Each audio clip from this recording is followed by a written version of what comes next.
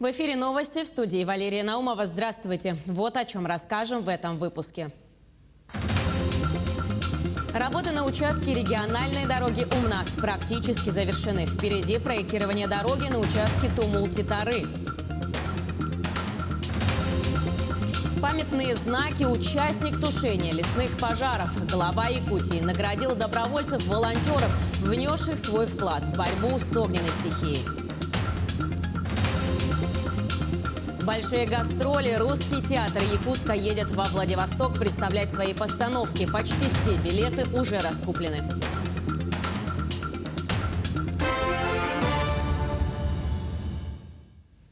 В Якутск прилетела Степанида Артахинова, заслуженным мастером спорта Российской Федерации, бронзовым призером 14 и 16 Паралимпийских игр. Ее тепло встретили на родной земле. С нами на прямой связи находится наш корреспондент Марфирина Алексеева, которая может рассказать об этом подробнее. Марфирина, здравствуй, передаю тебе слово. Доброе утро, Якутия, Лера. Степаниду Артахинову встретила Министерство по физической культуре, землячество Оленёкского района, Ассоциация физической культуры и спорта инвалидов республики, а также друзья и близкие. Степанида Артахинова заслуженная мастер спорта Российской Федерации, бронзовый призер 14 и 16 Паралимпийских игр. На Паралимпиаде в Токио она завоевала бронзу на смешанных соревнованиях по стрельбе из лука в паре со спортсменом из Бурятии Баиром Шигаевым и заняла 4-е место на индивидуальных соревнованиях по стрельбе из блочного лука среди женщин. Настоящим сюрпризом для спортсменки стало вручение ордена. 13 сентября в свой день рождения якутская спортсменка получила в Кремле медаль ордена за заслуги перед Отечеством первой степени. Сейчас я предлагаю послушать комментарии спортсменки. Конечно, я была очень удивлена и было очень приятно. И мне вручили подарок. Так, передал. Там. А что за подарок? Был платок. Да. А сейчас мы уже готовимся встретить Анастасию Диадорову, которая заняла 5-е место в заплыве на 100 метров на спине среди женщин. Будем также транслировать и рассказывать вам в эфире наших новостей. Спасибо большое, Марфирина, за столь актуальную информацию. А я напомню, что с нами на прямой связи был наш корреспондент Марфирина Алексеева. Президент России Владимир Путин обратился к россиянам перед выборами в Государственную Думу. Дорогие друзья, прошу вас принять участие в предстоящем голосовании. Выбрать для этого любой удобный для вас день, начиная с 17 сентября. Прийти на избирательные участки. Или же воспользоваться возможностью дистанционного электронного голосования.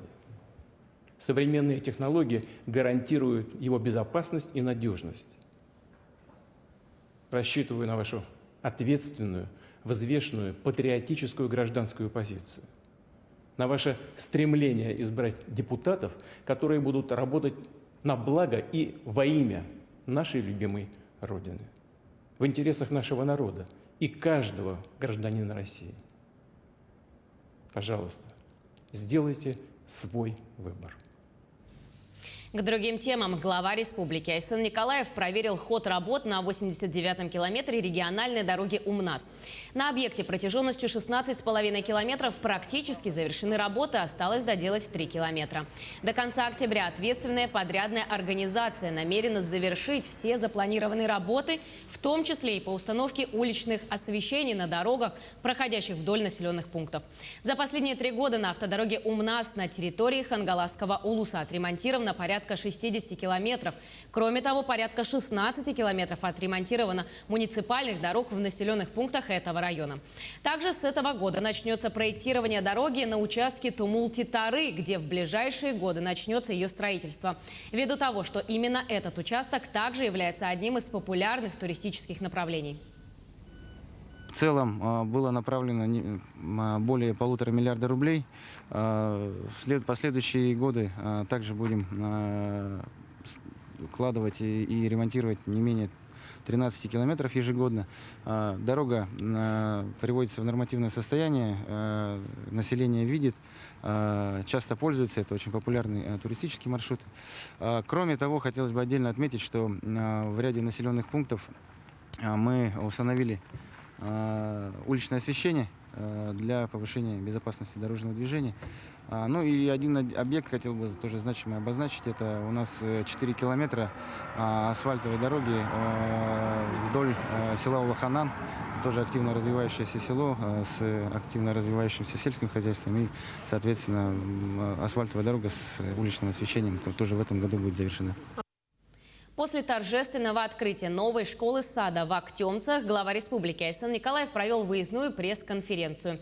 Разговор с журналистами длился 1,5 часа. За это время руководитель региона ответил на 2 десятка вопросов журналистов, среди которых были на тему экологии, лесных пожаров, сельского хозяйства и поддержки аграриев, долгосрочных планов по комфортной городской среде, а также росту цен на недвижимость в регионе. Репортаж Ульяны Шагиной.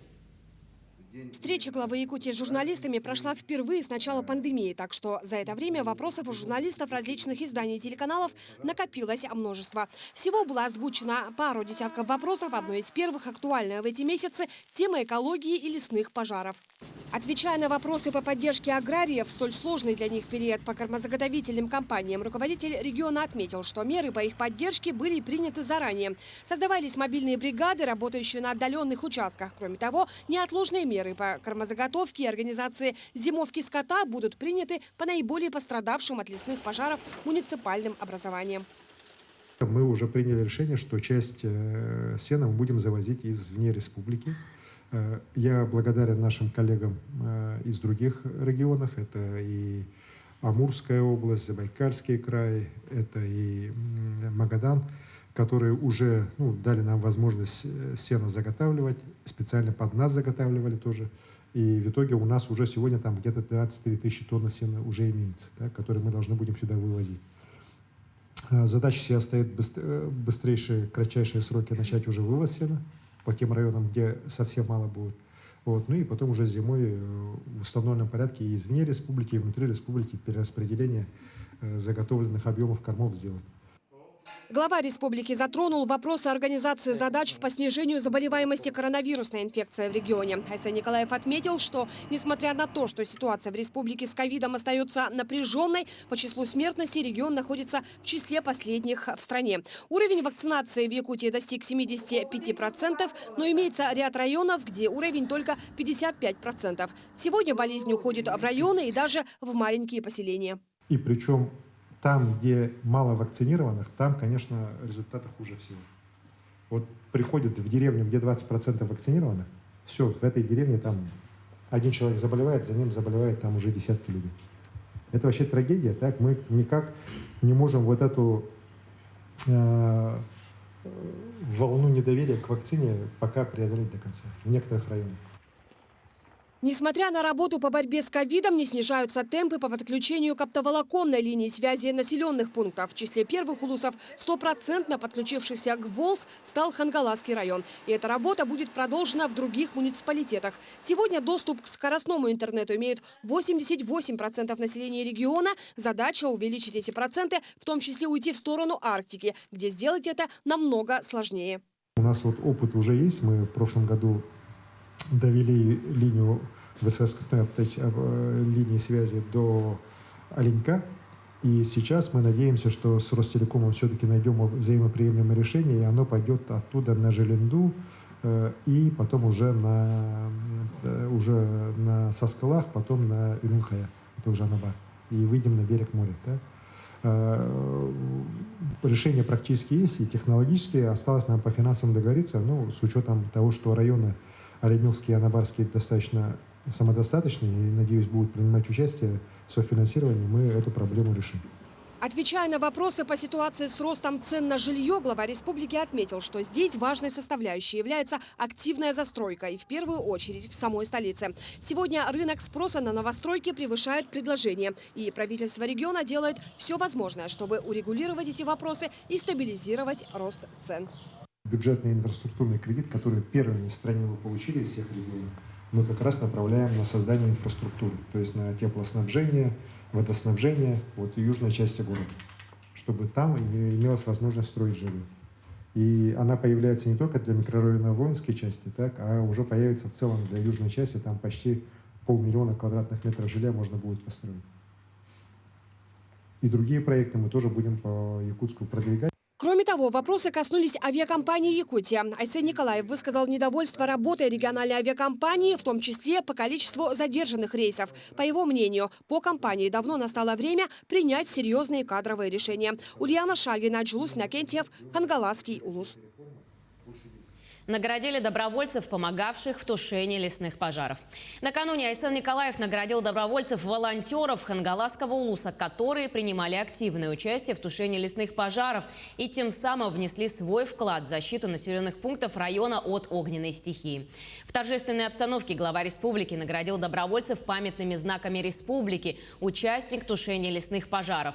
Их получили 10 добровольцев из 6 наследов. Учитель школы номер 6 Якутска Туяра Макарова нуждается в финансовой помощи в борьбе с раком. Она отличник образования республики, учитель высшей категории, воспитывает дочь.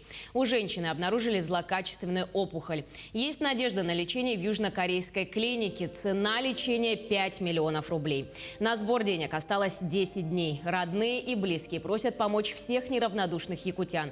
Реквизиты и контакты на ваших экранах.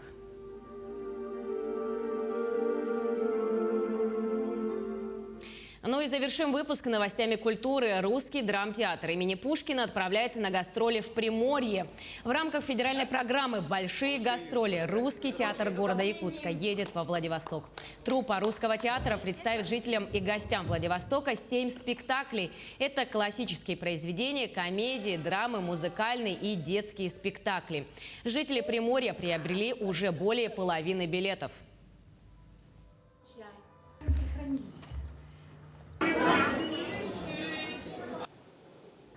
Буквально вот с 19 по 30 сентября это все состоится. Мы все-таки сможем вывести наш уже легендарный ставший спектакль «Два берега одной победы». Это история Алсиба.